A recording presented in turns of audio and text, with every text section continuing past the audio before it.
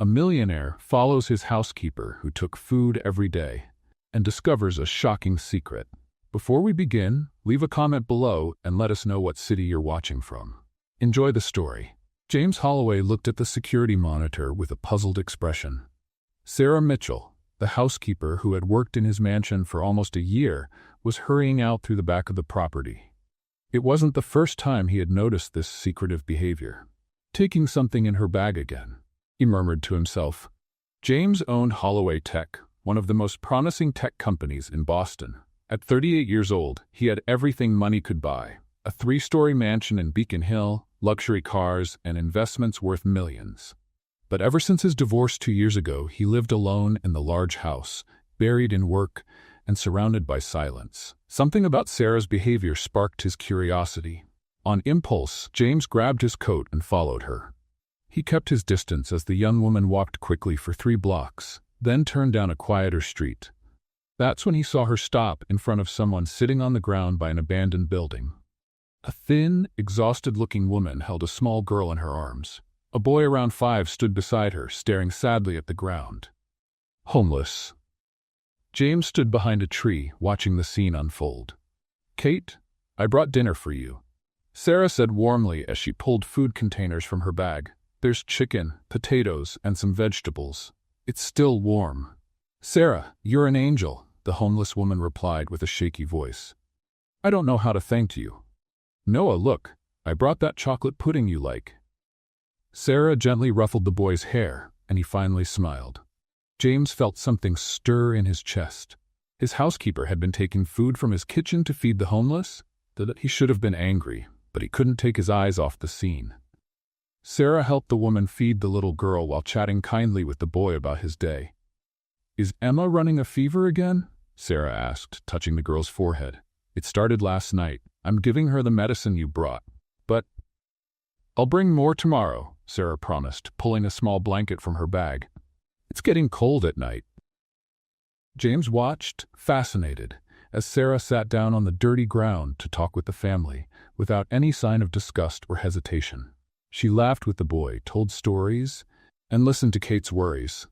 For 20 minutes, she turned that dark corner into something that felt almost like a home. When Sarah finally left, James rushed back to the mansion before she returned. He slipped in through a side door and went straight to his office, his mind racing. Minutes later, he heard the service door quietly open and close. "Mr. Holloway?" Sarah knocked on the office door. "Is there anything else you need before I go?" James looked up and truly saw her for the first time in a year. Sarah Mitchell had intense green eyes, brown hair tied back in a simple ponytail, and work-worn hands. She dressed modestly, nothing flashy, and carried herself with a quiet dignity that now deeply intrigued him. "Sarah, how long have you worked for me?" he asked. 11 months, sir," she replied, clearly surprised by his sudden interest. "And what do you do after work?" He noticed the way her eyes shifted and her shoulders tensed. "Nothing special, sir. I go home, sometimes clean a few more houses." "And you never take anything from this house without permission, right?" Her face went pale. "Mr. Holloway, I would never—" "We need to talk tomorrow, Sarah. Come in an hour earlier." A shiver ran through her, but she nodded. "Yes, sir." After she left, James sat motionless in his chair, replaying the scene he had witnessed. In his world of calculating executives and shallow relationships, real compassion was rare. While the phone rang insistently beside him, he ignored it. Lost in the image of his housekeeper sitting on the dirty ground, sharing not just food, but humanity. Sarah entered her small one-bedroom apartment in Dorchester, a working-class neighborhood miles away from Beacon Hill's luxury. The place was modest, but spotless, a reflection of someone who spent her days cleaning other people's messes. "He knows," she whispered, dropping her bag onto the worn couch. "He knows about the food." A wave of panic washed over her. Losing the job at the Holloway mansion would mean not being able to pay rent, and it would also mean she could no longer help Kate and her children. Sarah opened the nearly empty fridge and stared at her dinner. Half a sandwich and an apple. She always set aside part of her own food to go with what she brought back from the mansion. She never took anything valuable or any money, just leftovers that would usually be thrown away. Did that make her a thief in the eyes of her millionaire boss? Meanwhile, just a few miles away, James Holloway sat alone at his extravagant dining table. The chef had prepared a perfect salmon with organic vegetables, but he just poked at the food, lost in thought. "Anything else, Mr. Holloway?" asked Martha, the housekeeper. "Martha, what do you know about Sarah, the cleaning lady?" The housekeeper looked surprised by the question. "Sarah? She's a good woman, works hard, always on time. We've never had any problems." "Does she have any family?" "Not that I know of, sir. She doesn't talk much about her personal life. Why do you ask?" "No special reason," James replied vaguely. "You can go now, thank you." After she left, James picked up his laptop. With a few clicks, he opened the employee records and pulled up Sarah Mitchell's file. There was very little there beyond the basics. 28 years old, single, high school graduate, references from 2 previous cleaning jobs. No family listed as emergency contacts. His phone rang. It was Victoria Holloway, his cousin and the company's CFO. "James, did you see the messages I sent? The Silicon Valley investors want answers by tomorrow." Her voice sounded annoyed. "I'm looking at it now," he lied, still reading Sarah's file.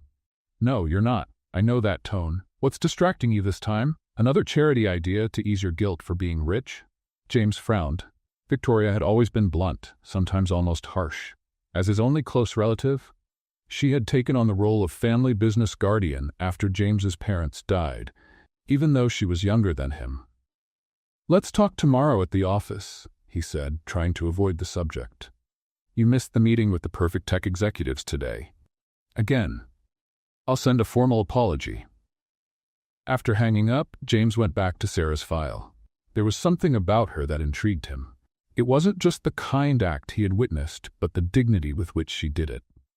In his world of calculated relationships, strategic deals, and a failed marriage, finding someone who gave without expecting anything in return felt almost like an anomaly.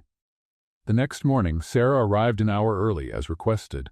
She was visibly nervous, gripping the strap of her worn purse as she waited in James's office. He walked in, holding 2 cups of coffee. He offered one to her. "Mr. Holloway, about yesterday, I followed you, Sarah." The color drained from her face. James went on. "I saw you giving food to that homeless woman and the children." Sarah stood straighter, ready for whatever would come. "If you're going to fire me, I understand. But please let me explain. The food I take are leftovers that would be thrown away. I've never taken anything valuable, I swear. Kate and her kids are." "How long have you been doing this?" James interrupted, his voice calm. 6 months. I met Kate just after she lost her apartment. Emma had just been born." James took a sip of coffee, studying Sarah over the rim of his cup. "You've been sharing your own dinner with them too, haven't you?" Sarah's eyes widened. "How did you?" "I saw your face when the boy smiled at the pudding. That wasn't just kindness, Sarah. That was sacrifice." She looked down. "It's not a big deal. I've been through hard times too."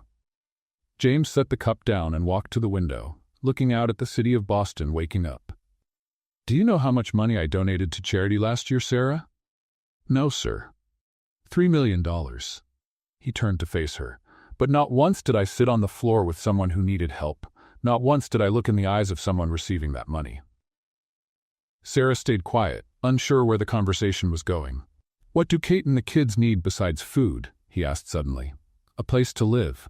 A job for Kate. School for Noah. Medical care for Emma. She has asthma." James nodded slowly, an idea forming in his mind. "Sarah, I'm not going to fire you. In fact, I want to make you an offer." "An offer?" Sarah repeated, uncertain. James motioned for her to sit down. There was something different in his eyes, a kind of intensity Sarah hadn't seen before. "I want you to keep helping Kate and her kids, but on a bigger scale," he explained. "Not just with leftovers and basic medicine." "I don't understand." "I'm offering to fund a real social project. A place where Kate and others in the same situation can get real help, and I want you to run it." Sarah stared at him, speechless. "Is this a joke?" "I never joke about money," he replied seriously. "I'm asking you to stop being my cleaning lady and become the director of a new social project funded by the Holloway Foundation." "But why? And why me? I don't have the background for something like that." James leaned forward, resting his elbows on his knees. "Background? You kept a family going for 6 months with leftover food and your own resourcefulness. That's more qualification than most NGO directors I know. Sarah shook her head, not believing what she was hearing. Mr. Holloway, this makes no sense. You barely know my name, and now you want to give me a job running an entire project? Why? What do you get out of this? The question hung in the air. James hesitated, then stood up and walked over to a picture frame turned face down on his desk. He flipped it over, revealing a photo of him with an older couple. My parents. They built Holloway Tech from the ground up. When they passed away 5 years ago, they left me not just the company, but also a legacy of social responsibility that I never really fulfilled. He paused.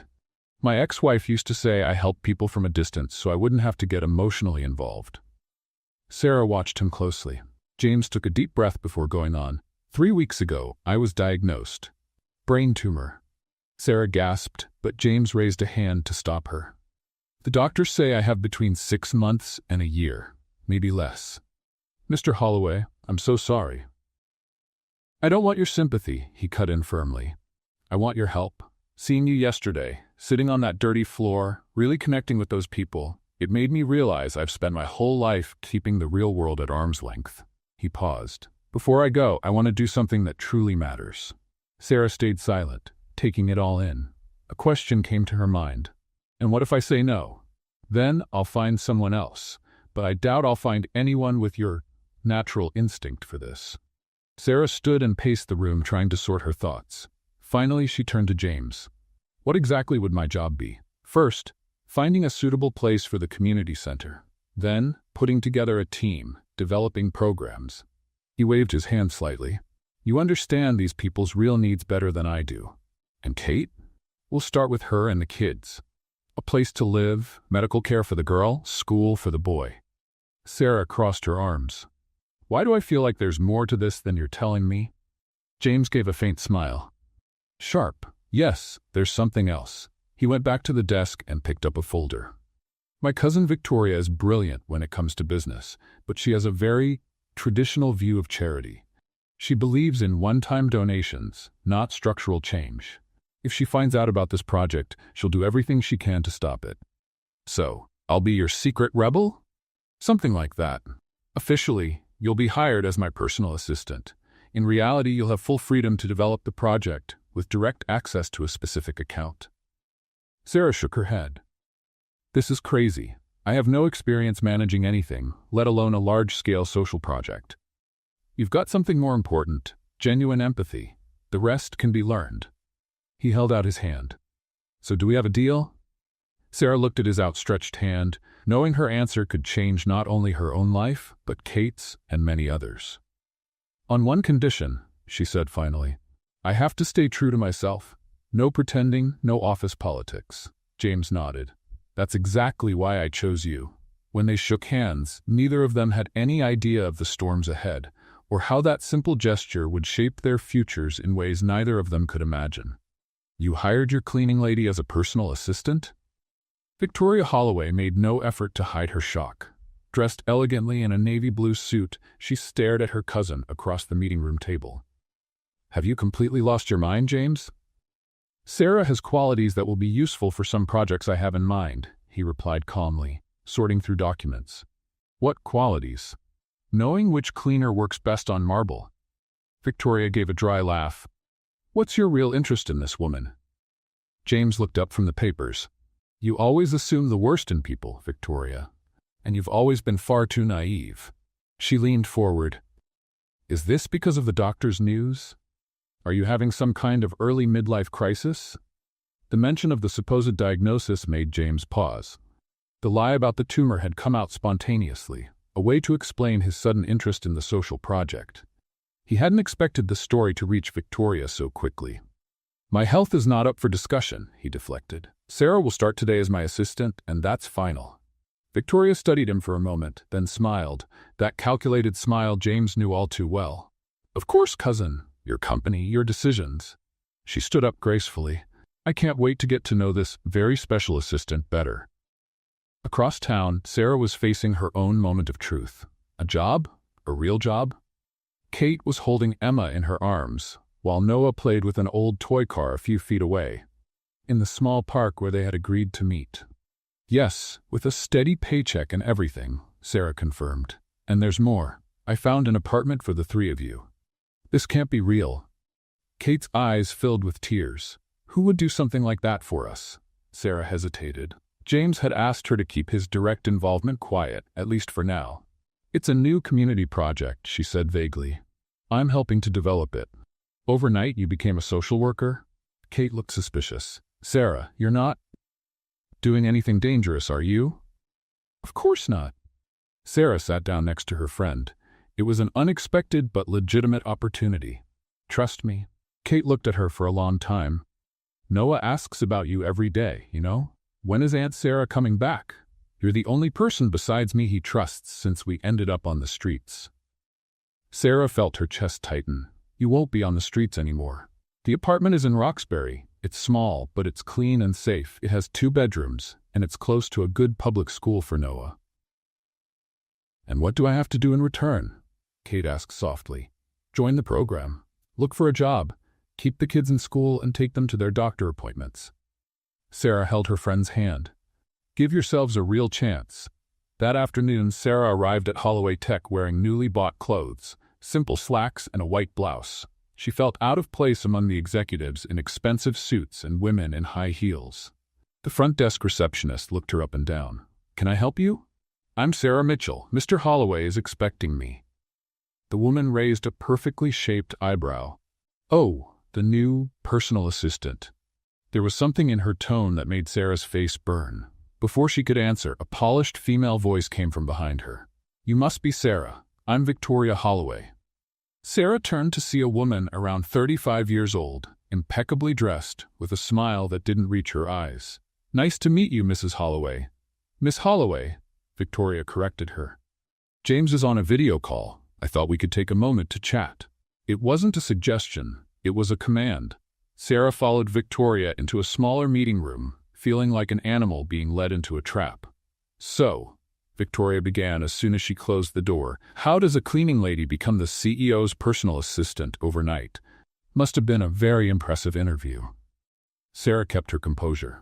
Mr. Holloway saw potential in my work. I'm sure he did. Victoria gave a cold smile. My cousin has always had a soft heart, especially for charity cases. I'm not a charity case, Sarah replied more firmly than she meant to. You're not? Victoria tilted her head. Well, whatever it is you're planning, just know that this company and my cousin's fortune are under my protection. James might be distracted for now with personal matters, but I'm always watching. The door opened and James walked in. Victoria, I see you've met Sarah. Victoria's expression changed instantly. Yes, we were having a lovely chat. Welcome to the team, Sarah. Once she left, James closed the door. Is she always like that? Sarah asked. Actually, that was her being polite, James said with a half smile. How did it go with Kate? Suspicious, as expected, but she accepted the help. James nodded, pleased. Good. Now about the community center. I found 3 properties we could convert. I'd like you to visit them this week. Mr. Holloway? James, please. If we're going to work on this project together, we need to drop the formalities. James, she corrected herself, feeling strange saying his name. Everyone around here seems to think I'm your, well, lover? He finished without hesitation. Let them think that. It'll be a good cover for the project. That doesn't bother you? Should it? Sarah studied the man in front of her. She had never seen her boss in this light, not as a distant millionaire, but as a man with a purpose and apparently not much time to see it through. I have a question, she finally said. If you only have a few months left, like you said, why start something you won't live to finish? James met her eyes, and for a moment, Sarah saw a vulnerability in him that he rarely showed. Maybe because, for the first time in a long while, I've found something that feels like it actually matters, he said simply. Now, let's get to work. 2 weeks later, Sarah walked through an old warehouse in the Dorchester neighborhood. The wide space with dust-covered windows had been empty for years, but she could already see the potential. This is perfect, she said, her voice echoing in the empty space. We could have temporary housing upstairs, a community kitchen over there, and job training space in that corner. James watched Sarah with growing admiration. She had thrown herself into the project with a passion and skill that surprised him. In just 2 weeks, she had researched models of community centers, visited local nonprofits, and put together a basic plan that would impress any social services expert. "How did you learn all this so fast?" he asked. Sarah shrugged.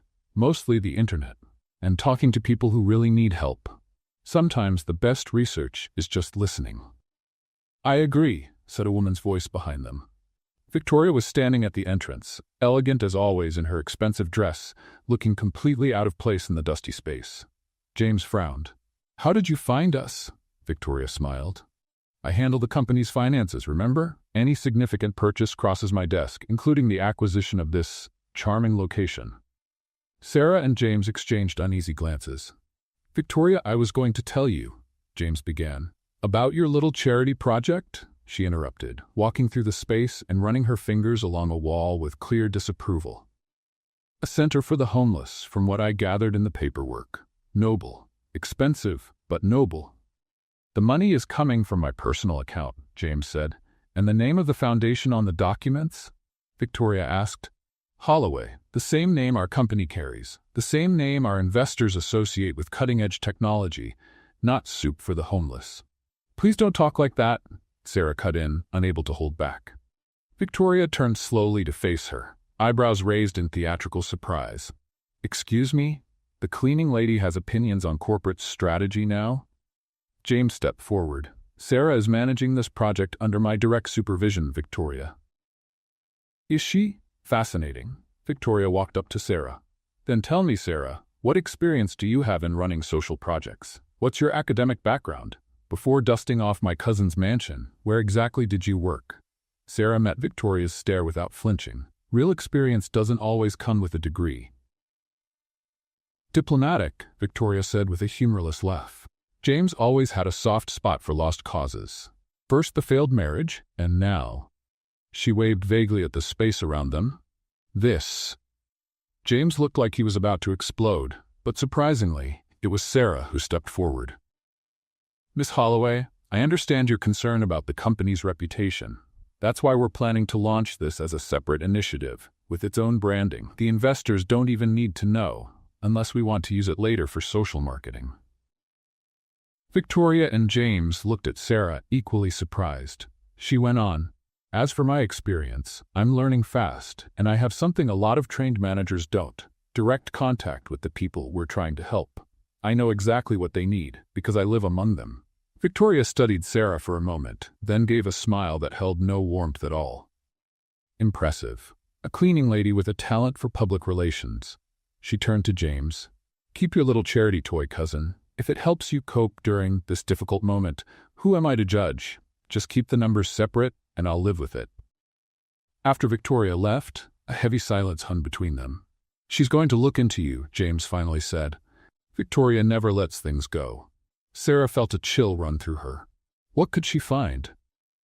"That depends. Do you have something to hide?" That night, alone in her apartment, Sarah opened a box hidden in the back of her closet. Inside were yellowed newspaper clippings and carefully preserved photographs. With trembling fingers, she picked up a newspaper article with the headline, "$1 million Fraud Shakes Chicago Financial Market." The photo showed a man in a suit being led away by police, and just behind him, slightly out of focus, was a younger Sarah, dressed in elegant clothes she could barely remember wearing. "David," she whispered to the image of the man, "you ruined everything." Sarah used to be Sarah Bennett, wife of David Bennett, one of Chicago's most promising financial consultants. They lived a life of luxury, charity galas, international travel, everything, until the day it all fell apart. David had set up a fraudulent scheme that deceived investors and friends alike. When the truth came out, he took his own life, leaving Sarah to face the aftermath alone: massive debts, lawsuits, and the social stigma. Let's have a little fun with those who only read the comments. Type McDonald's in the comments. Only those who make it this far will understand. Now let's get back to the story. She tried to rebuild her life, changed her name, started fresh in Boston. For years she worked hard to pay off what debts she could, living as simply as possible. The trauma had changed her deeply, and now, in a strange twist of fate, she found herself working for another wealthy businessman, once again surrounded by privilege. Her phone rang, snapping her out of her thoughts. It was James. "Sarah, I need you to come to the estate tomorrow morning. I've got an idea to speed things up with the project." "Did something happen?" she asked, concerned by the urgency in his voice. "Nothing serious. I just want to make the most of the time I have." His vague reference to the supposed illness made Sarah press her lips together. Even if it was for a good cause, lying about something so serious still bothered her. "I'll be there at 8.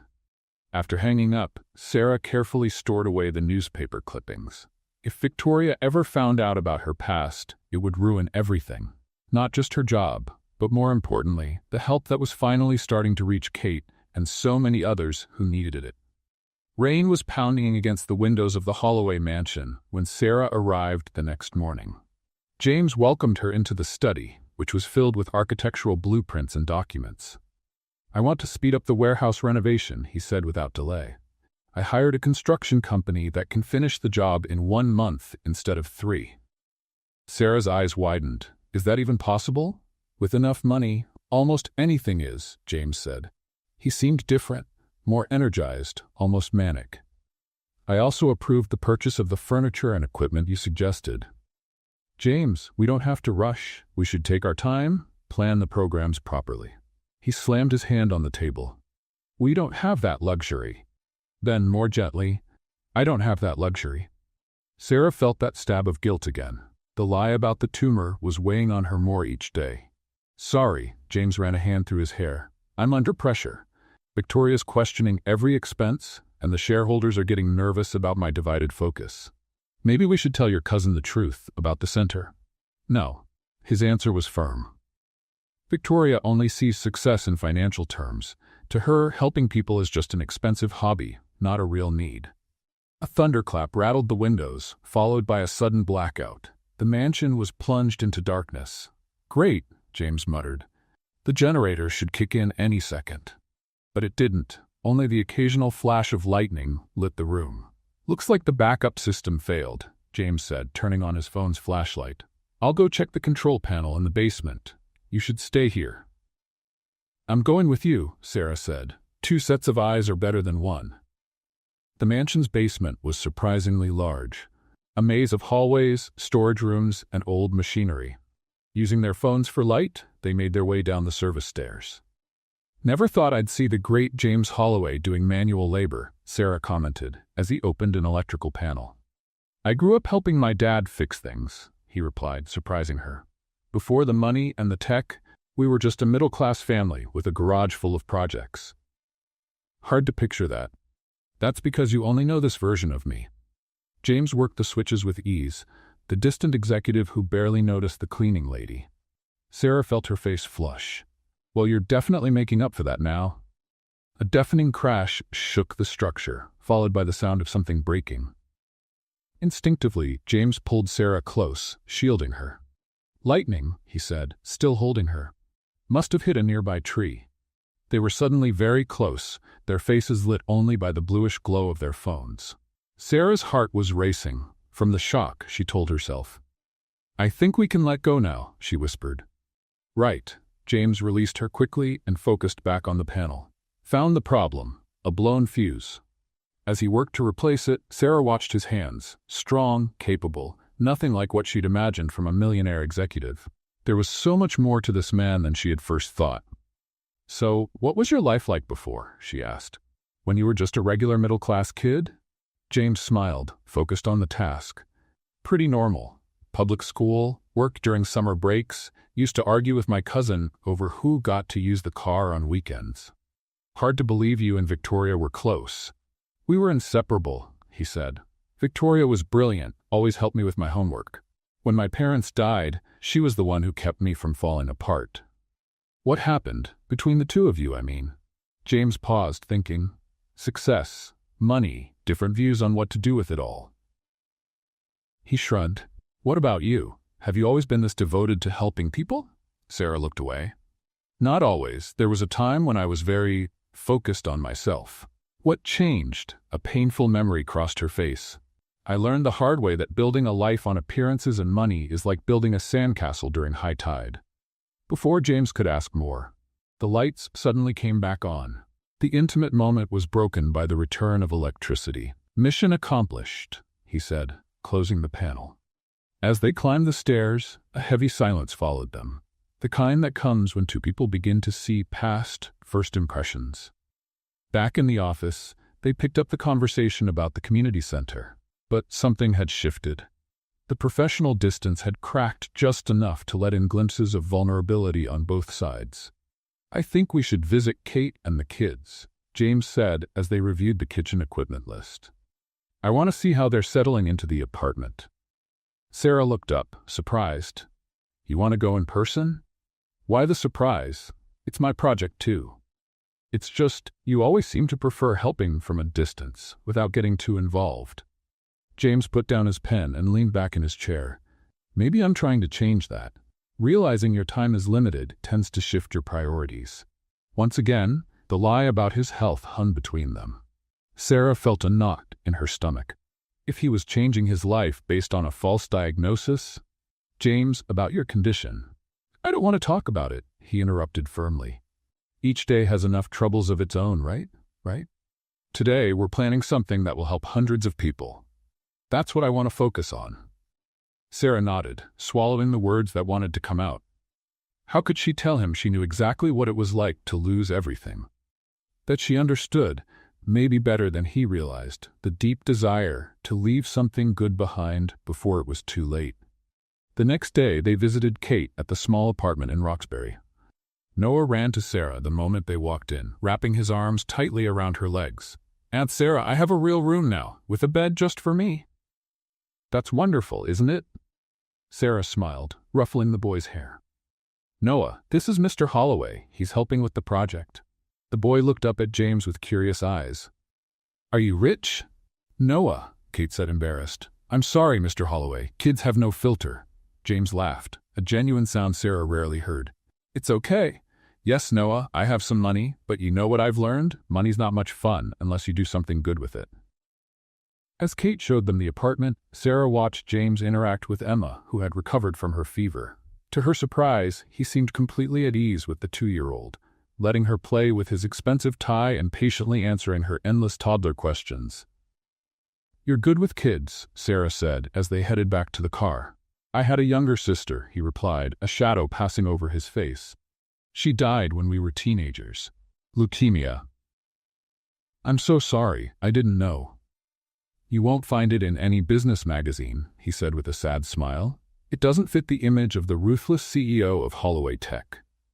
In the car, James grew quiet. Kate's smart. With the right training, she could work in admin or support.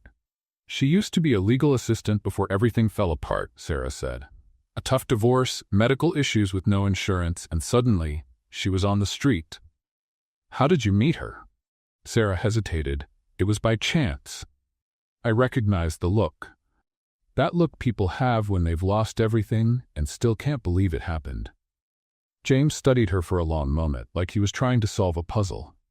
"Sometimes I get the feeling you understand way more than you let on, Sarah." She turned to the window, watching the streets go by. "We all have our secrets." The event hall at the Renaissance Hotel sparkled with golden lights and elegant floral arrangements. Boston's elite mingled with champagne flutes, evening gowns, and polite conversation. It was the fundraising dinner for the new Horizonte Community Center, a name carefully chosen to leave out the Holloway surname, just as James had promised Victoria. Sarah watched the scene with a mix of fascination and discomfort. Wearing a simple black dress borrowed from Martha, the housekeeper, she felt like an outsider among so many wealthy and influential people. "Relax," James said as he came over and handed her a glass of water. "You're doing wonderfully. Half these people think I'm your mistress. The other half think I'm some kind of personal charity project," she muttered. "And what does it matter what they think? We're here to get donations, not win a popularity contest." James looked especially sharp that night in his perfectly tailored tuxedo. No one would ever guess he was carrying the weight of a terminal diagnosis, because it wasn't real, Sarah reminded herself with a stab of guilt. The past few weeks had been intense. The community center was taking shape quickly. Kate was already working part-time at the front desk, Noah was enrolled in the local school, and Emma was attending a subsidized daycare. 5 other families had joined the pilot program. The early results were promising enough to justify tonight's gala. "James, what a lovely surprise," a sophisticated woman approached, kissing the air near his cheek. "I haven't seen you at a social event in months." "Caroline, this is Sarah Mitchell, Executive Director of the Horizonte Center." The woman looked Sarah up and down. "Fascinating. I've always admired your knack for discovering hidden gems, James." As Caroline walked away, Sarah sighed. "This is going to be a long night." "Just keep your focus," James said, gently touching her elbow. "All of this is about making sure the center keeps going when I'm not here anymore." The memory of the lie weighed on her again. Sarah was about to say something when Victoria appeared, stunning in a red dress. "Cousin," Victoria said with a smile, "I have to admit I'm impressed. This event is far more elegant than I expected." "Sarah planned the whole thing," James replied. Victoria turned to Sarah with a sharp smile. "Hidden talents everywhere, it seems. First a housekeeper, then a personal assistant, now an event planner." "I just did my job," Sarah replied politely. "Of course." Victoria took a sip of her champagne. "James, the Andersons want to discuss that investment. Do you mind?" As James walked off with Victoria, Sarah took the opportunity to look around the room. Bankers, business people, local politicians, all there to attach their names to a noble cause, without necessarily understanding the reality of the people they claim to help. "Miss Mitchell?" A waiter approached. "There's a phone call for you. They said it's urgent." Out in the hotel lobby, Sarah answered the phone. Worried. It was Kate, sounding panicked. "Sarah, someone's here asking questions about you. A very well-dressed woman. She says she works for a background check agency." Sarah felt her blood run cold. What exactly did she ask? How we met, how long I've known you, and then she started showing pictures. Old pictures of you, Sarah, from Chicago. "Kate, don't talk to anyone else. I'm coming right now."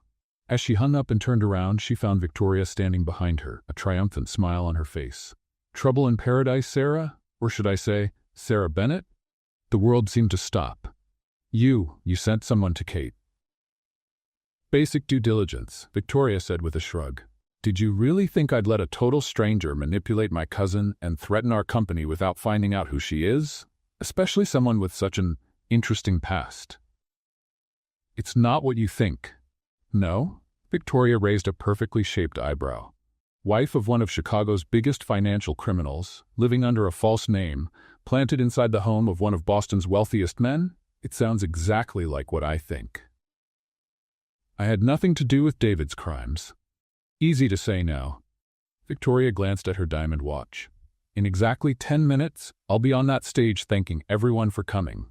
After that, I'll be making an important announcement about certain irregularities found in the project." Panic surged in Sarah's chest.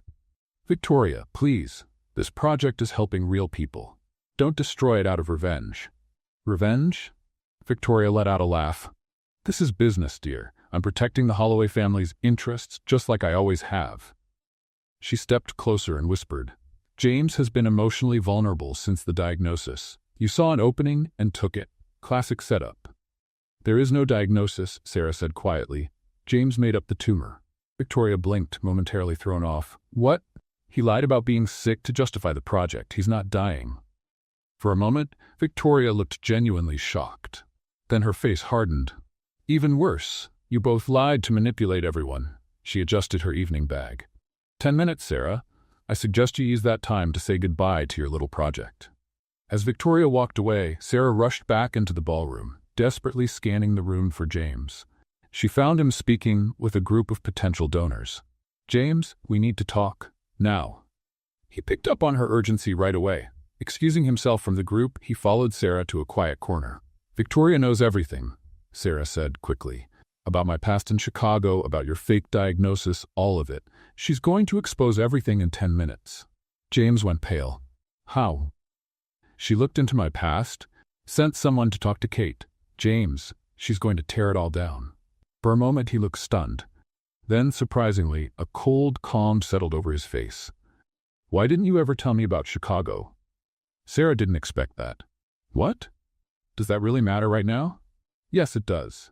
You were married to David Bennett, the man who ran a multi-million-dollar investment scam." "I didn't know what he was doing." "You didn't?" James stepped back. You lived with him, Sarah. Enjoyed the money, the parties, the trips. Is it really possible you never suspected a thing? His words hit her like slaps. You're believing her? After everything we've built together? We built it on lies, he said bitterly. You hid your past. I pretended to be sick. To help people. Everything we did was to help real people. James ran a hand over his face, looking suddenly worn out. Maybe Victoria's right. Maybe I let myself get caught up in the perfect story, the kind-hearted cleaner secretly feeding the poor. No, Sarah felt tears sting her eyes. Don't do this. Don't let her ruin something good over corporate politics. The MC announced the thank you speeches would begin in 5 minutes. I'll talk to her, James said. Maybe I can strike a deal. What kind of deal? Our names are on the line. No, Sarah, my name is on the line. My family's name, my company's. Her words came out before she could stop them. And what about the people we're helping? Kate, Noah, Emma? Don't they matter? James hesitated, the inner struggle showing clearly in his eyes. Of course they matter. But I have to think about the bigger picture. The bigger picture? You were a different man in the basement during that blackout. A man who cared about what really matters. Before he could respond, Victoria stepped up to the stage, glowing in her red dress. The microphone squealed slightly as she adjusted it. Good evening, everyone. On behalf of the Holloway family, I want to thank you for attending this charity event. Sarah looked at James one last time, seeing only hesitation on his face. With her heart breaking, she turned and walked toward the exit. Before we move on to the thank yous, Victoria continued, I have an important announcement about the Horizon Community Center and who's really running it. Sarah didn't stay to hear the rest. With tears streaming down her cheeks, she left the elegant hall and stepped into the cold Boston night, feeling like she was once again losing everything she had built. 3 days had passed since the disaster at the fundraiser. Sarah couldn't even turn on the TV, afraid to see her face on the local news, her past exposed for all to see. Her phone was full of missed calls. Kate, Martha the housekeeper, even some unknown numbers. But still, nothing from James. Her small apartment had never felt so suffocating. She was slowly packing her few belongings, preparing for yet another escape, another fresh start. Chicago, now Boston. What city would be next? A firm knock at the door startled her. Sarah froze, heart racing. Was it the police? Reporters? Old creditors finally catching up with her? Sarah? It's me. Kate, please open up.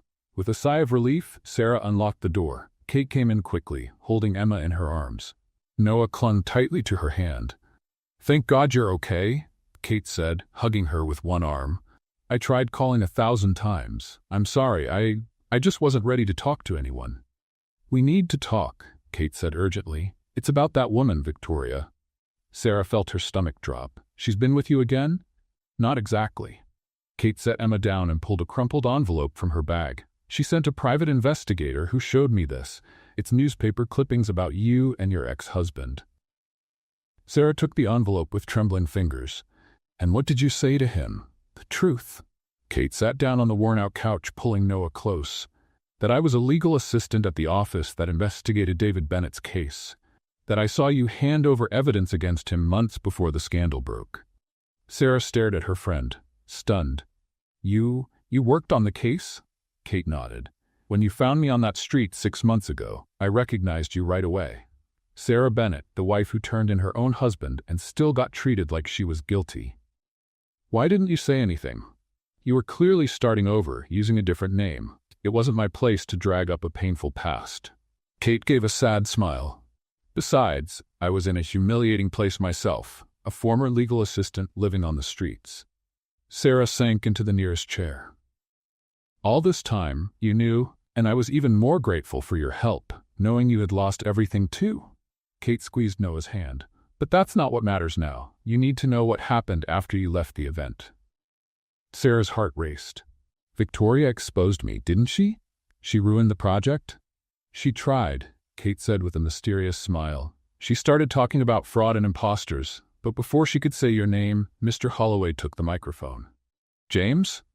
He publicly admitted he lied about having a brain tumor, took full responsibility, saying he made up the illness to explain his sudden interest in charity because he didn't want to look weak to the shareholders. Sarah covered her mouth. He confessed? Completely. And then, to everyone's shock, especially his cousins, he announced he was donating $30 million of his personal fortune to permanently fund the Horizon Center. Kate shook her head, still amazed. The room exploded in applause. Victoria looked like she was about to faint. And what about me? He said the project director had to step away for personal reasons, but that your work had been essential. He didn't mention anything about your past. Sarah could hardly believe it. James had protected her.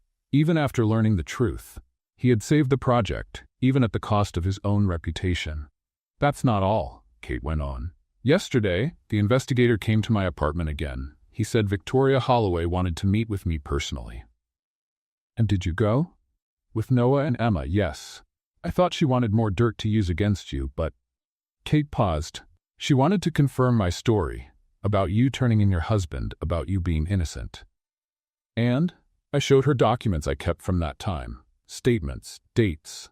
I proved you tried to expose David months before the scandal, but no one believed the gold-digging wife. Kate took a deep breath. Sarah, Victoria offered me a job in Holloway Tech's legal department. Sarah blinked several times, trying to take it in. She what? She said she needed someone with verifiable integrity to oversee legal compliance on the project. I start Monday. Kate gave a nervous smile. Full salary benefits, corporate daycare for Emma. The pieces started to come together in Sarah's mind. James hadn't just taken the blame publicly. He was rebuilding the project, with or without her. And the Horizon Center? She finally asked. It's moving forward. Renovations are underway, and new families are being interviewed. Kate hesitated. They're looking for a new director, Sarah. Mr. Holloway keeps asking about you. A lump rose in Sarah's throat. He knows how to find me. He thinks you don't want to be found. That's what he told Victoria, right in front of me. If Sarah wants to come back, the door is open. If she'd rather start fresh somewhere else, I'll respect her choice. Noah, who had been quiet the whole time, tugged at Sarah's sleeve. Aunt Sarah, are you leaving? Please don't. Looking into the boy's worried face, Sarah felt her defenses crumble. For years she had run from her past, hiding behind a new name, a new city, an anonymous life. She had helped Kate and the kids quietly, always keeping her distance. But now, for the first time, she had a chance to face the truth, and maybe still be accepted. What do you think I should do, Kate? Her friend smiled. I think you already know the answer. The next morning, Sarah took a deep breath before walking into the Holloway Tech building. The front desk security guard, who used to ignore her when she was just a cleaning lady, now watched her with curiosity. I have a meeting with Mr. Holloway, she said, surprised by the firmness in her own voice. In the elevator, she nervously adjusted the only blazer she owned, bought from a second-hand store for her job interview as a cleaner more than a year ago. The executive office was quiet when she arrived. The secretary looked up, surprised. Ms. Mitchell, we weren't expecting to see you again. Is Mr. Holloway in? He went to check on the community center construction. He should be back in an hour. The secretary hesitated. Ms. Mitchell, a lot of what's being said around here, not all of it is true, is it? Sarah gave a slight smile. It rarely is. Instead of waiting at the office, Sarah decided to follow her instinct. She took a cab to the community center address in Dorchester. The old warehouse was nearly unrecognizable, with scaffolding covering the front and workers moving all around. And there he was, in the middle of the organized chaos, James Holloway, in jeans and rolled-up sleeves, reviewing blueprints with the site supervisor. For a few seconds, Sarah just watched him from a distance. There was something different about him now, something more real, less calculated than the polished CEO she had first met. Finally, gathering her courage, she walked toward him. James turned, as if sensing her presence, and froze when he saw her. Sarah. Her name came out like a sigh of relief. I heard you're looking for a director, she said simply. A slow smile spread across his face. Are you applying for the job? That depends. What happened to the last one? She had a complicated past, but she also had a kind of integrity I was slow to recognize. Sarah looked at the building in transformation. I heard you took the blame for the lie about the tumor. It was my lie to take. James stepped closer. Why didn't you ever tell me about Chicago? About David? For the same reason you made up an illness. Sometimes we lie because we're afraid the truth will make us unacceptable. A quiet moment of understanding passed between them. Kate told me everything, James continued. How you tried to report your husband, how no one believed you, how you lost everything even though you were innocent. He shook his head. I should have asked before judging, and I should have trusted you with the truth. We built this project on lies, like I said that night, but what we've built itself isn't a lie. James motioned toward the building. This is real. What we're doing for Kate, for Noah and Emma, for all these families. It's real. Sarah felt tears starting to form. Does Victoria still hate me? James gave a slight smile. Victoria never hated you. She was afraid you were like Diane. Who? My ex-wife. She married me for the money, and when we divorced, she took a fortune. James shrugged. Victoria's always been a little too protective. She hired Kate. Yes, to my surprise. Apparently, my cousin has a soft spot for women who stand up to the system to do what's right. He held out his hand.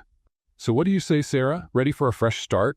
No more lies this time? Sarah looked at his outstretched hand, feeling the weight of the past few years. The fall, the fight, the lonely rebuilding. Then she looked at the community center, where others would now have the chance to rebuild their own lives. No more lies, she agreed, taking his hand. But the handshake quickly turned into something more, a spontaneous hug, full of relief and possibility. The following weeks flew by. The Horizonte Community Center was coming together fast. Sarah threw herself into the work with renewed energy, this time without the burden of her secret. James stayed involved too, surprising everyone with how personally committed he was to the project. Mr. Holloway, we've got an issue with the industrial kitchen, Sarah said as she walked into his office one afternoon, carrying blueprints and budget notes. The health code requires. James, he corrected without looking up from his paperwork. How many times do I have to remind you? It's hard to break the habit after calling you Mister for a whole year. He finally looked up at her, a playful smile on his lips. You look different. I went to the salon, Sarah said, unconsciously touching her freshly cut hair. For the first time in years, she had allowed herself a small luxury. Kate talked me into it. It suits you. Less hidden. The casual comment struck a chord. That was exactly how Sarah had been feeling in recent weeks. Less hidden. Her real name had quietly been restored on official documents, lifting the constant fear of being found out. Speaking of Kate, she continued quickly, she's adjusting really well in the legal department. Victoria seems impressed. Victoria is more impressed with you, James revealed. She'll never admit it out loud, but she respects your resilience. Sarah smiled, a little surprised. Her relationship with Victoria had gone from open hostility to a sort of cautious respect.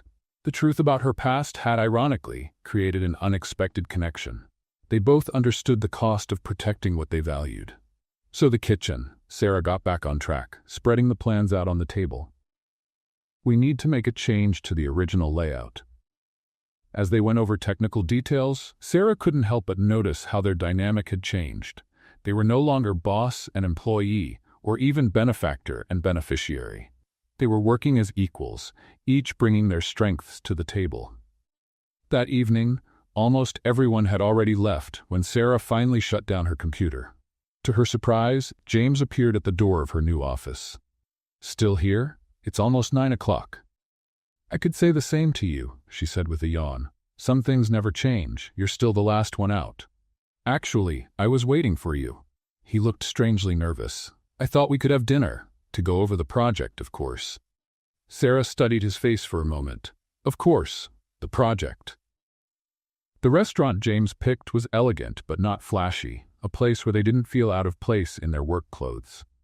During dinner, they talked about the community center, the new families chosen for the program, the vocational courses starting next month. But eventually, as expected, the conversation turned more personal. You never told me exactly what happened, James said gently.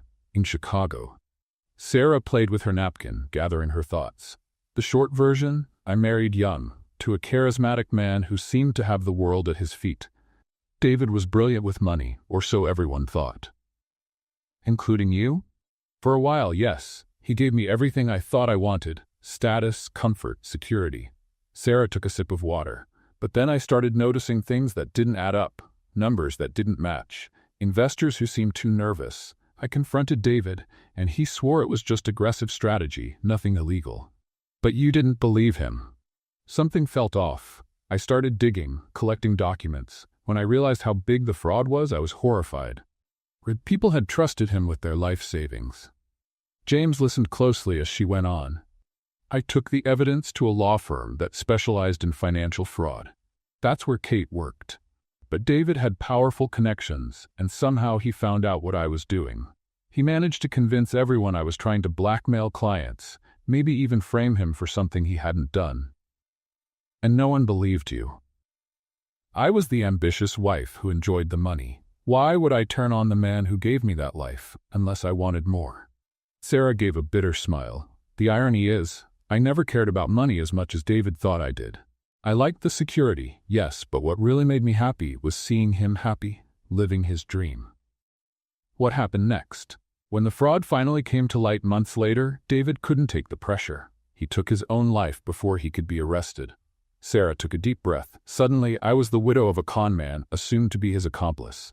I lost everything. Not just money. I lost friends, respect, my identity. And you came to Boston to start over. With a different name, yes. I was tired of being Sarah Bennett, the suspicious widow. I just wanted to be no one, I guess. James reached across the table and placed his hand over hers. You were never no one, Sarah, not even when you were quietly cleaning my house. His touch was warm and comforting. Sarah didn't pull her hand away. Your turn, she said. Why did you make up having a tumor? James leaned back in his chair, keeping his eyes on hers. The truth, I was improvising. I needed something dramatic to explain why I suddenly cared about doing good. Why did you need a reason? Because men like me don't do charity out of pure kindness. We do it for tax breaks, for marketing, to ease our guilt about being privileged. He shrugged. A terminal diagnosis explained everything. No one would question a man trying to make peace before he dies. That's cynical. It's realistic. Victoria would have shut down the project if I'd simply said I was moved by the kindness of my housekeeper feeding the homeless. Sarah thought about his words. Still, lying about something that serious? It was wrong, I know. James seemed genuinely sorry. I realized it when Victoria found out the truth. The lie stained something that was supposed to be purely good. And now, without the lie as an excuse, why are you still moving forward with the project? James looked her in the eyes. Because I met you, Sarah. You showed me that helping others doesn't have to be a distant transaction. It can be personal, meaningful, even life-changing. Dinner went on late into the evening, their conversation flowing easily from professional topics to personal ones. When they finally left, a light rain had started to fall. My driver can take you home, James offered. That's not necessary. I can take the subway. At 11 at night? No way. Sarah smiled, picking up on the protective tone. I can take care of myself. You know, I've survived worse than Boston's subway at night. I know you can. He looked at her with an intensity that made her heart beat faster. Let me come with you, then. I can take the subway, too. James Holloway on public transportation? Now that I have to see. Laughing, they walked together through the light rain to the nearest station. At that hour, the train car was nearly empty, giving them space to sit side by side, their shoulders brushing now and then as the train swayed. What's it like? He asked quietly. What is? Living normally. No drivers, no assistants, no doors magically opening in front of you. Sarah laughed. Is that what you think normal is? Most people aren't struggling to survive, you know. They're just living, working, loving, making mistakes, trying again. James looked down at his hands. Sometimes I wonder if I still remember how to do that, live normally. It's like riding a bike. You never really forget. When they reached the station near Sarah's apartment, James insisted on walking her to the door. They walked in a comfortable silence down the quiet streets, occasionally exchanging glances and smiles.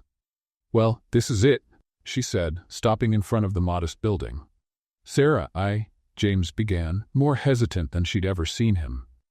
Maybe I'm reading this wrong, but you're not, she interrupted gently. For a moment, they just stood there, light rain falling on them, time hanging between who they had been and who they might become. Then James touched her face softly. leaning in for a kiss that was tender and almost shy. Sarah closed her eyes, letting herself fully feel that moment, the first in a long time where she wasn't running, hiding, or protecting herself. When they pulled back, both smiled, a little surprised, a little nervous, completely sincere. "This complicates things," Sarah murmured. "Or maybe it makes things simpler," he replied, brushing a damp strand of hair from her face. "Good night, Sarah." "Good night, James." As she watched him walk away, Sarah felt a strange mix of fear and hope. She had learned the hard way that trusting powerful people was risky. But James wasn't David, and she was no longer the naive young woman she once was. For the first time in years, Sarah allowed herself to imagine a future that wasn't only shaped by her past, but by the possibilities of the present.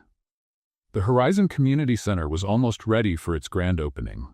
The freshly painted walls, new furniture, modern equipment, it was all coming together day by day.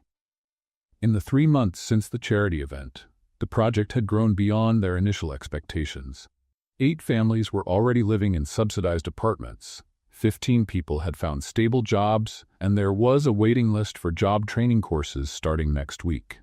"The daycare turned out perfect," Sarah said, walking through the colorful space filled with carefully arranged educational toys. "Emma's going to love it." Beside her, James smiled. In the past few weeks, they had found a comfortable rhythm, working together during the day, having dinner some nights, getting to know each other at a slower, more thoughtful pace than either had ever experienced before. "Speaking of kids, I got an interesting call today," James mentioned as they left the daycare. "A local TV station wants to do a story about the center. Apparently, Kate's journey, from homeless to working at Holloway Tech, caught their attention." Sarah stopped abruptly. "A story? With cameras and everything?" "Yes, why?" "It would be great publicity for the center." The panic was clear in Sarah's eyes. "James, if my face shows up on TV, my past in Chicago." James gently touched her shoulder. "Your name was legally restored, remember? There's nothing left to hide. Besides, you were cleared of any involvement in David's fraud." "Legally, yes, but the court of public opinion never cleared me." Sarah shook her head. "There are people in Chicago who lost everything because of David. If they recognize me—" "I understand," James nodded. "I'll talk to the station. We can focus the piece on Kate and the other families. You don't need to appear."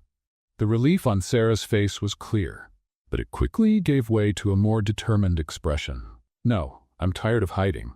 She took a deep breath. "If we're going to do this, I want to do it right. Tell my story too, the real story."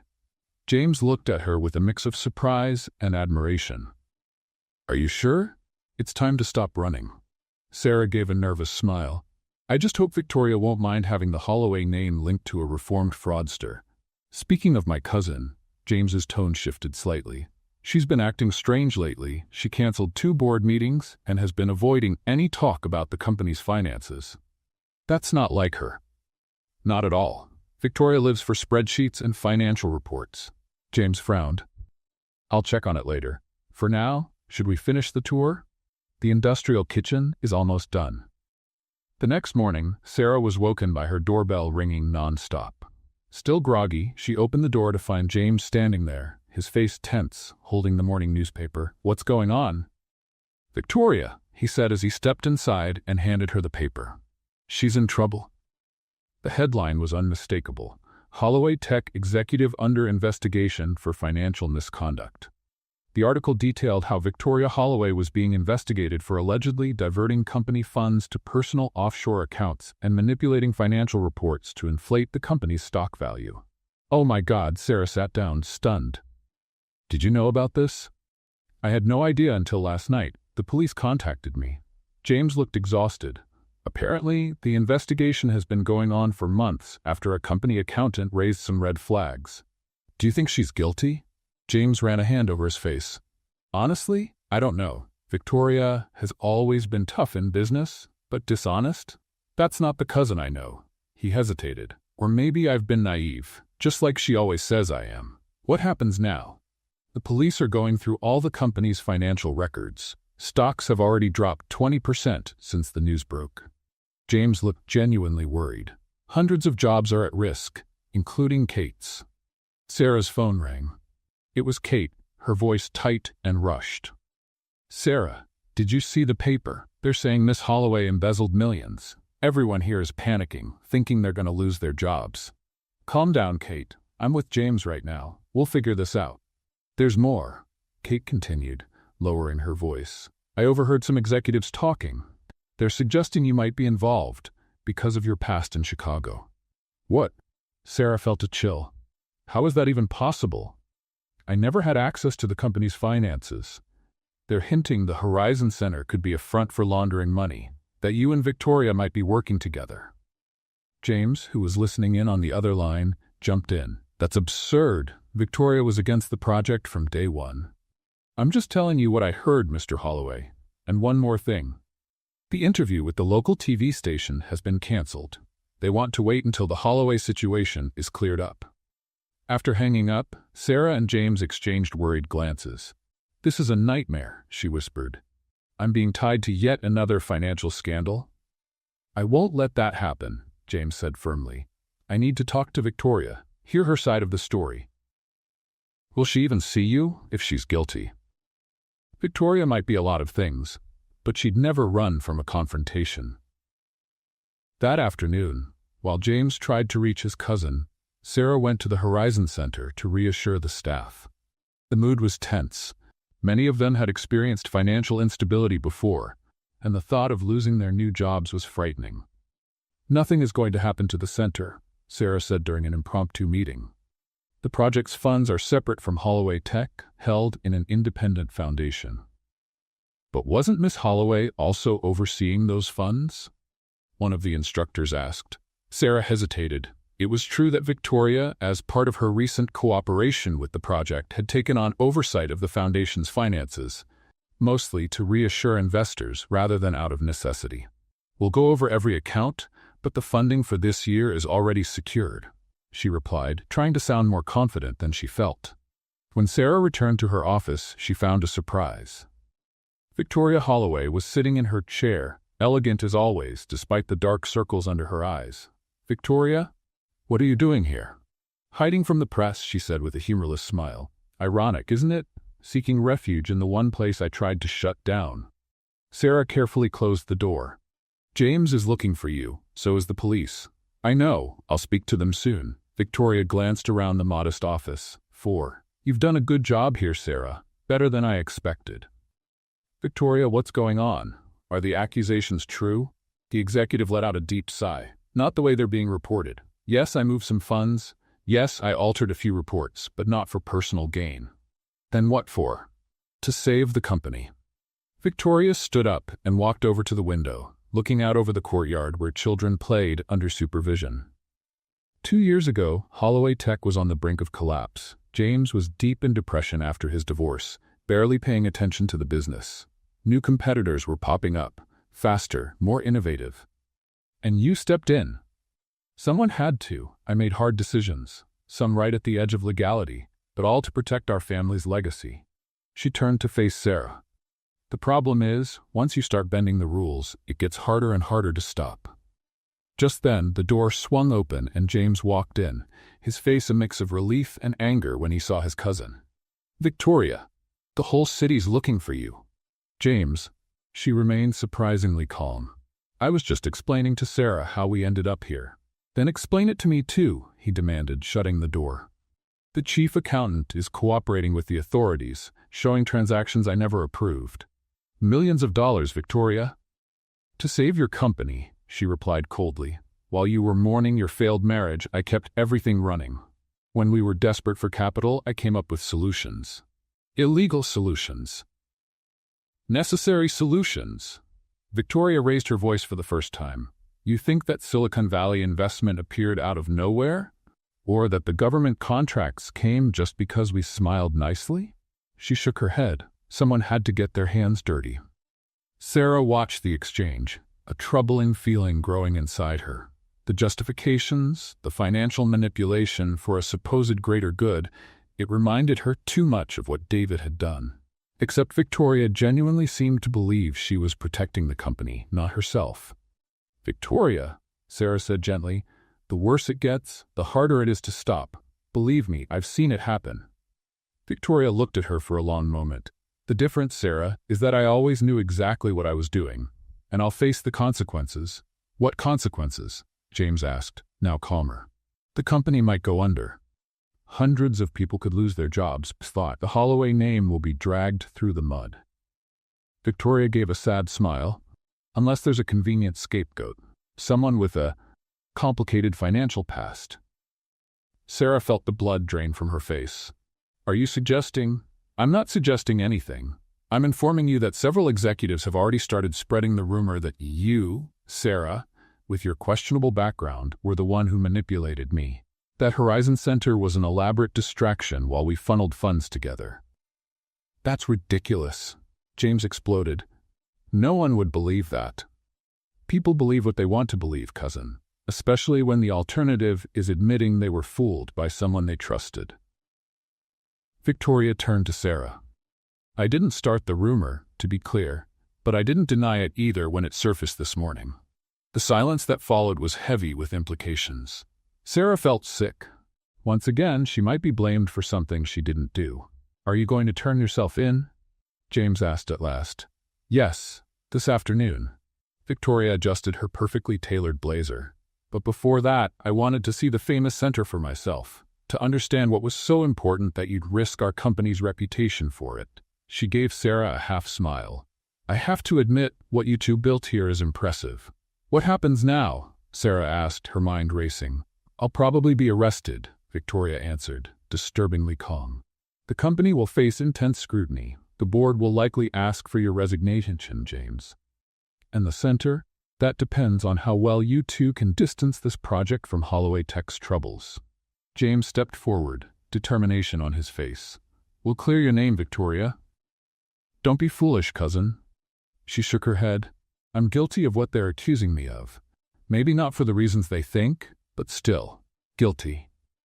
Victoria grabbed her expensive purse, getting ready to leave. What you need to do now is protect what really matters, the people who depend on you. This center, Sarah. As Victoria reached the door, Sarah felt she had to say something. Victoria, what you did doesn't define who you are. Believe me, I know that better than anyone. The executive paused, turning back with a thoughtful look. Maybe you're not the worst thing that ever happened to my cousin after all. With a final nod, she walked out. James and Sarah stood in silence, trying to process what had just happened. She's going to sacrifice herself, James finally said quietly, and let the rumors about you keep spreading. Sarah took a deep breath, forcing herself to think clearly. We need to act fast. The interview with the local TV station. They canceled, remember? Then let's find another station. We have to tell our story before the rumors become the truth. A spark of determination lit up in James's eyes. I've got a better idea. Let's hold a press conference. Today. Today?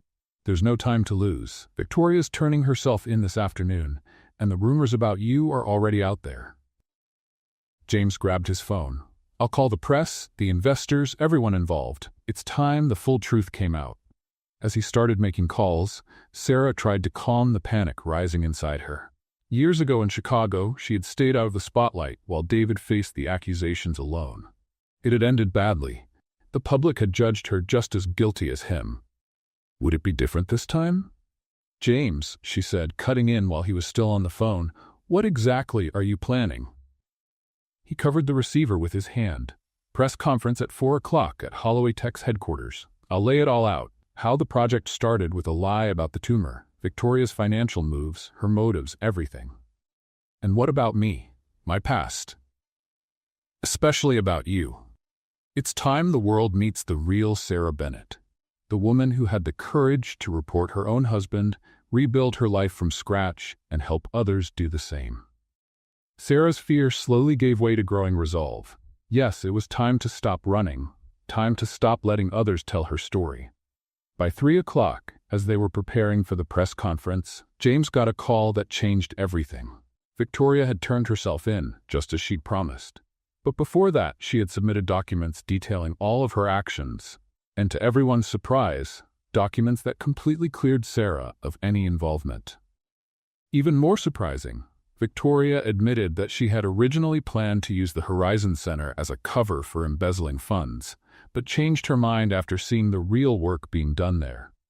Instead, she quietly transferred $5 million from her own fortune to the center's foundation, securing its operations for at least 2 more years, no matter what happened to Holloway Tech. "I don't understand," Sarah said, confused. "Why would she do that?" James looked just as surprised. "Maybe Victoria has more layers than we thought." The press conference was a storm of camera flashes and questions. James took the lead as CEO of Holloway Tech, first confirming the accusations against Victoria, but also explaining that her actions were desperate attempts to save the company during a crisis. "Victoria Holloway made serious mistakes, and she'll be held accountable," he said. "But it's important to understand that her actions, while wrong, weren't driven by personal greed. They were a twisted effort to protect her family's legacy and the jobs of hundreds of people." Then, to everyone's surprise, James called Sarah up to the podium. With her heart pounding, but her voice steady, she faced the crowd of reporters and cameras. "My name is Sarah Bennett. 6 years ago in Chicago, I was the wife of David Bennett, a financial consultant who committed a massive fraud. When I discovered what he'd done, I tried to report him, but no one listened. After the scandal broke and my husband took his own life, I lost everything, not just material things, but my identity, my credibility, my voice." The cameras kept flashing as she went on. "I moved to Boston, changed my name, and started over as a janitor. That's when I met people like Kate and her children, people who were also victims of things beyond their control. The Horizon Community Center was born out of the belief that everyone deserves a second chance." Then Sarah looked straight into the cameras, determined to take control of her story for the first time. "There are rumors linking me to the financial troubles at Holloway Tech. Let me be clear. I had absolutely no involvement in Victoria Holloway's actions. I'm no longer a silent victim, and I won't allow my story to be twisted again." The press conference went on for nearly 2 hours, with James outlining the company's restructuring plans and Sarah explaining the work being done at the Horizon Center. For many journalists, the real story, the former socialite turned janitor who was helping the homeless, was even more compelling than the fraud allegations. Let's have a little fun with those who only read the comments. Type Pepsi in the comments. Only those who made it this far will get it. Now let's continue the story. When it was finally over, James and Sarah found themselves alone in the now empty conference room, exhausted but relieved. "You were amazing," he said, taking her hands in his. "I'm shaking," Sarah admitted, "but for the first time in years, I feel like I've gotten my voice back." "What Victoria did, that secret donation? She gave us a chance to survive the storm," Sarah finished. "Now it's up to us." James nodded, pulling her into a hug. "Do you think we can do it? Save the center, even with all this bad publicity?" Sarah rested her head on his shoulder. "We can, because now we're not building on lies, we're building on the truth, imperfect as it may be." That night, as they headed home, they both knew tough days lay ahead. The company was in crisis, the center under scrutiny, and Victoria was facing serious legal consequences. But for the first time, Sarah didn't feel the urge to run, to hide, or to reinvent herself in another city under another name. She was finally ready to face the world as she truly was, Sarah Bennett, a woman with a complicated past and a future full of possibility. 6 months had passed since the media storm around Holloway Tech and the Horizon Community Center. Fall had given way to winter, and now winter was slowly stepping aside for the first signs of spring in Boston. Sarah stood by the window of her new office at the center, watching children play in the freshly renovated courtyard. Among them, Noah ran with joy, now hardly recognizable from the shy, undernourished boy she had first met on the street over a year ago. Emma, nearly 3, proudly showed off her colorful rain boots to the other kids. "Thinking about how much has changed?" Kate's voice broke into her thoughts. Sarah smiled at her friend, who now led the center's legal department, offering free assistance to families in need. "It's surreal, isn't it? Sometimes I wake up thinking I'm still in that tiny apartment, worried about late rent." Kate nodded, fully understanding. "And sometimes I still jump at noises outside, afraid someone's going to steal what little we have." She looked out at her kids playing freely. "I'll never be able to thank you enough for everything you've done."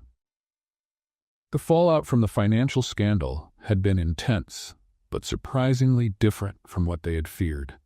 After the press conference, Sarah's story, her fall from grace in Chicago, her life as a janitor, and her devotion to helping others, captured the public's imagination. What could have been another devastating scandal turned into a story of redemption and second chances. Victoria had pleaded guilty to multiple charges and received a 5-year sentence, reduced to 3 for cooperating with authorities. She was now serving her time in a minimum security federal prison, where, ironically, she had started a program teaching financial and business skills to fellow inmates. Holloway Tech survived, though it was smaller and restructured. James had surprised the board by announcing he would split his time between the company and the Horizon Center, something unthinkable for the once single-minded executive. "The new group of families arrives tomorrow," Kate said, checking her calendar. 5 families, 12 kids in total. "Are we ready? Are the apartments furnished?" "All set, thanks to the weekend volunteers." Kate paused briefly. "Sarah, did you see today's paper?" "I haven't had the chance yet. Why?" Kate pulled a copy from her bag.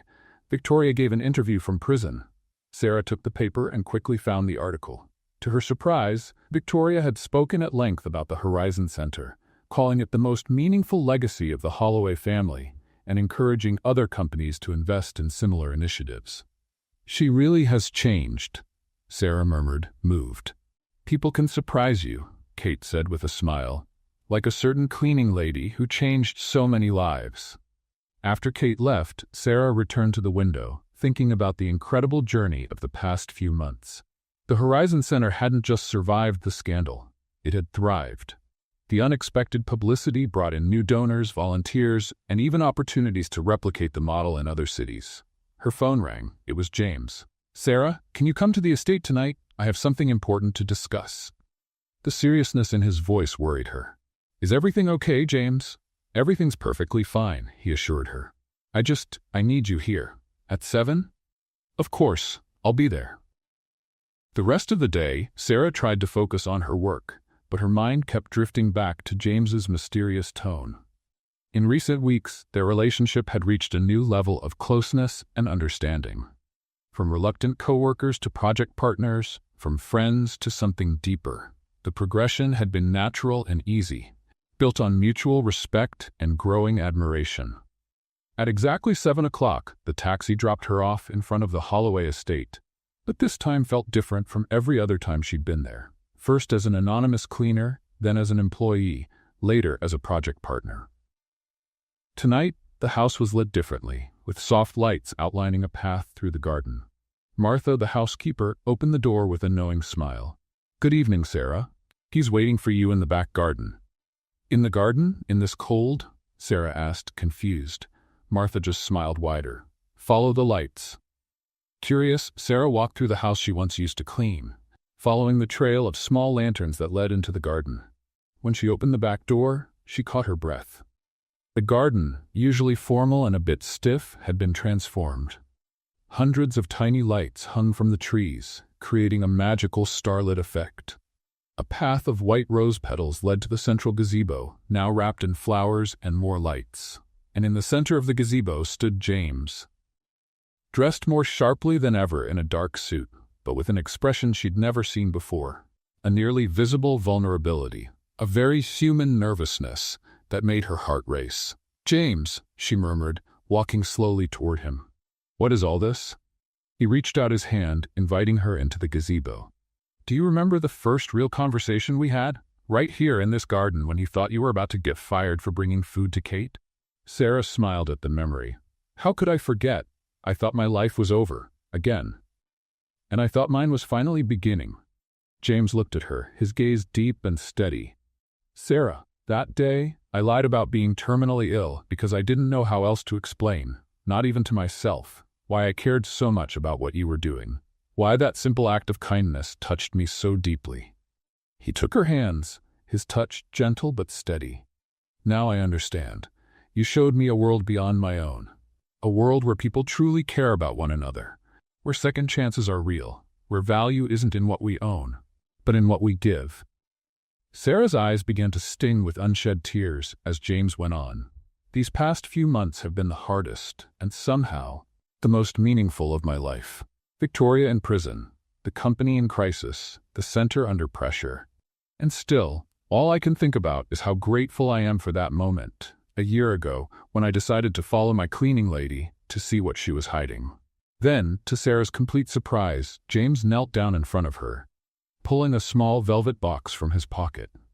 "Sarah Bennett, you taught me the meaning of courage. The courage to start over, to help others even when you were barely holding on yourself, to face your past instead of running from it. You showed me that real wealth isn't measured in dollars, but in lives changed." He opened the box, revealing a delicate ring, not flashy or extravagant, but elegant in its simplicity. A sapphire, surrounded by small diamonds. "The blue reminds me of your eyes that first day, when you stood up to me after I found out about the food," he said with an emotional smile. "Sarah Bennett, would you give me the honor of sharing not just a social project, but a whole life? Will you marry me?" Tears finally spilled down Sarah's cheeks.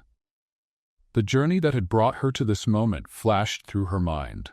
The fall in Chicago, the anonymous years of struggle, the constant fear of being exposed, and then, somehow, finding understanding, acceptance, and love in the most unexpected place. "Yes," she answered, her voice choked with emotion. "Yes, James Holloway, I will marry you." When he slid the ring onto her finger and stood to embrace her, Sarah felt like the circle had finally come full. The cleaning lady and the millionaire, both changed by a chance encounter and the courage to see beyond appearances. The kiss they shared under the sparkling gazebo lights sealed a promise that went far beyond words. A promise of a life built not on convenient lies or carefully maintained appearances, but on truth, compassion, and a shared purpose. The Horizon Community Center had never looked so full of life as it did that spring afternoon. The freshly painted walls were decorated with simple flowers and soft lights. The large hall, usually used for classes and training, had been transformed into a warm, intimate wedding space. "Nervous?" Kate asked, adjusting the simple yet elegant white dress Sarah had chosen for the big day. "Strangely, no," Sarah replied with a calm smile. "It feels right." Choosing to hold the wedding at the center had been an easy and unanimous decision. That space represented everything they valued and the journey they had taken together. The guests weren't Boston's social elite, but an unexpected and meaningful mix. Families helped by the center, staff members, a few Holloway tech executives, Martha the housekeeper, and even, surprisingly, Victoria Holloway, who had received special permission to attend, escorted by discreet guards. Noah, now 6 years old and dressed in a tiny suit that made him adorably uncomfortable, came into the makeshift bridal room. "Aunt Sarah," he called out with serious urgency, "it's time. Uncle James looks like he's going to faint from nerves." Sarah laughed, adjusting her simple veil one last time. Kate hugged her tightly before leaving to take her place as maid of honor. "Thank you for everything," Sarah whispered. "No, thank you," Kate replied with emotion. "For giving us a real life." The small hall grew quiet as the doors opened. There would be no dramatic entrance or elaborate wedding march, just Sarah, walking in alone, representing her independent journey to the man waiting for her at the simple altar. James stood there, more handsome than ever in his tuxedo, but what truly caught Sarah's attention was his expression, a mix of awe, love, and deep gratitude that made her heart swell. The ceremony was simple and deeply personal. They had written their own vows, reflecting the extraordinary path that had brought them there. "Sarah," James began, his voice steady despite the emotion in his eyes, "when you came into my life, I was an incomplete man, rich in possessions but poor in real connections. You showed me that true wealth is in the bonds we build and the lives we touch." He held her hands tightly, as if to give more weight to every word. "I promise never to forget the most important lesson you taught me, that small acts of kindness can spark great change. I promise to be your partner in every way, not just on the easy days, but especially on the hard ones. I promise to build with you not just a house, but a home, where love, compassion, and honesty are our foundation." When it was her turn, Sarah took a deep breath, looking at the man in front of her. Not a distant millionaire anymore, but the complex, wonderful person she had grown to love. "James, our story began in an unexpected way, a quick gesture, a a sudden curiosity, a meeting that would change our lives forever. Of all the mansions in Boston, I walked into yours. Of all the people who could have seen me feeding Kate and the kids, it was you." Her voice trembled slightly, holding back emotion. "I promise to always stand by your side, just like I have through the hardest times this past year. I promise to remind us, when days get hard, of the cleaner and the boss who found something precious where no one expected it. I promise never to run again, not from challenges, not from truth, and not from the love we've built together." As they exchanged rings, simple gold bands without any show, Sarah looked out at the faces in the small crowd. Kate, tears in her eyes, Noah and Emma trying to stay still, Victoria, wearing a surprisingly gentle expression, and dozens of others whose lives had been woven together with theirs through the Horizon Center. When the officiant finally pronounced them husband and wife, the kiss they shared was followed by clapping and a few emotional tears from the guests. It wasn't just the union of two people. It was the celebration of a journey of transformation that had touched countless lives. The reception that followed had none of the flashy luxury one might expect from a man in James's position. Instead, it was a warm and genuine celebration, with homemade food prepared by the center's own beneficiaries, cheerful music, and heartfelt conversations. At one point, Sarah found herself momentarily alone with Victoria, who had managed to step away from the guards for a private word. "I have to admit," Victoria said in her usual direct tone, though softer than usual, "you surprised me, Sarah Bennett, or should I say Sarah Holloway now." "What do you mean?" "I thought you were just another gold digger. Or worse, someone using a sad story to manipulate my cousin." Victoria shrugged. "I was completely wrong." Sarah smiled, understanding this was probably as close to an apology as she would ever get from Victoria. "We were both protecting what we loved, just in different ways. The difference is, your way worked better," Victoria noted, a slight smile softening her normally stern face. "Look at all this." She gestured toward the center, at the people celebrating. "You built something real, something that's going to last." "We built it," Sarah corrected. "All of us, including you." Victoria raised an eyebrow. "Me? I tried to sabotage this place from the start. And then you saved it with that secret donation. Not to mention your legal situation forced us all to face truths we'd been avoiding." A genuine smile, maybe the first Sarah had ever seen, appeared on Victoria's face. "Always finding the silver lining, aren't you? Now I understand why my cousin needs you so much." Before they could say more, the guards approached discreetly, signaling that Victoria's time was up. The former executive straightened her posture. "Well, Mrs. Holloway, enjoy your evening." She offered her hand formally. "And take good care of him. James has always been better than the rest of us. He just needed someone to remind him." The night carried on with more dancing, laughter, and meaningful conversations. At one point, James pulled Sarah onto the center of the makeshift dance floor, holding her close as they swayed to a soft melody. "Happy, Mrs. Holloway?" he murmured against her hair. "More than I ever thought possible," she replied, resting her head on his shoulder. Looking around, Sarah saw Kate dancing with Noah on her feet, saw Emma fast asleep in the arms of one of the daycare staff, saw former homeless residents chatting happily with Holloway tech executives, worlds colliding and blending in ways that once seemed impossible. "You know what I think about sometimes?" James asked gently. "What?" "That in some parallel universe, I never noticed you sneaking out with that lunchbox. I never followed you to Kate. I stayed the same lonely, work-obsessed man.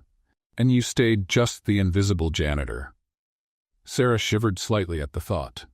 What a sad universe that would be. "That's why I'm grateful every day, that I paid attention, just once in my life, to what really mattered." When the music ended, they held each other a moment longer, soaking in the fullness of it all. For Sarah, who had once lost everything and rebuilt her life from the ashes, this wasn't just a new chapter. It was a reminder that sometimes the greatest gifts come disguised in the most unlikely situations. For James, who once had everything money could buy, but never found true connection, it was the culmination of a journey that began with a simple moment of curiosity, following his janitor to see what she was hiding in her bag. "I think it's time for our announcement," James finally said, taking her hand. Sarah nodded, walking with him to the small stage. James asked for everyone's attention, and the room gradually quieted. First, we want to thank every one of you for being here.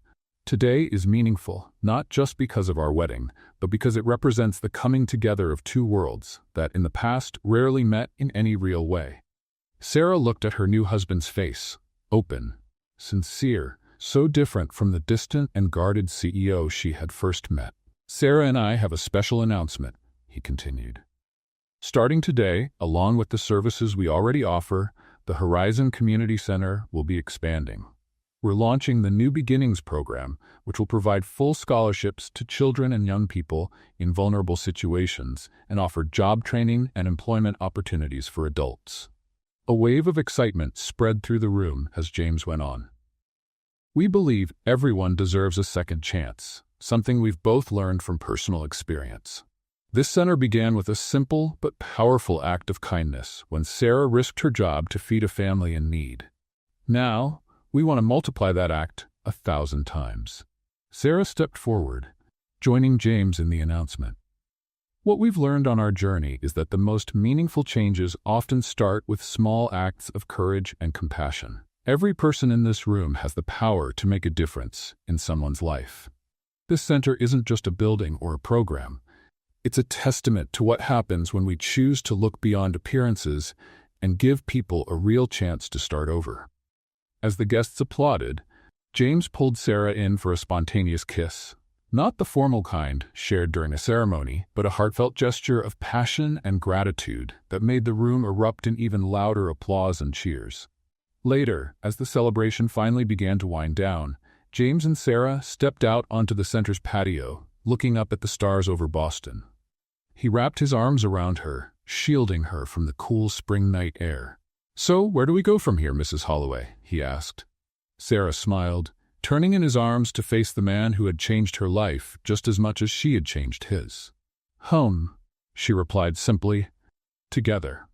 And as they got into the car that would take them back to the mansion, no longer a symbol of lonely wealth, but a true home they had both learned to build, Sarah reflected that sometimes the happiest endings aren't the ones from fairy tales, but the ones we patiently create, brick by brick, truth by truth, and one fresh start at a time. What did you think of Sarah and James's story? Share your thoughts in the comments. On a scale of 0 to 10, how would you rate this story? Don't forget to subscribe and click the bell so you don't miss any of our stories. And check out more inspiring stories right here on the end screen.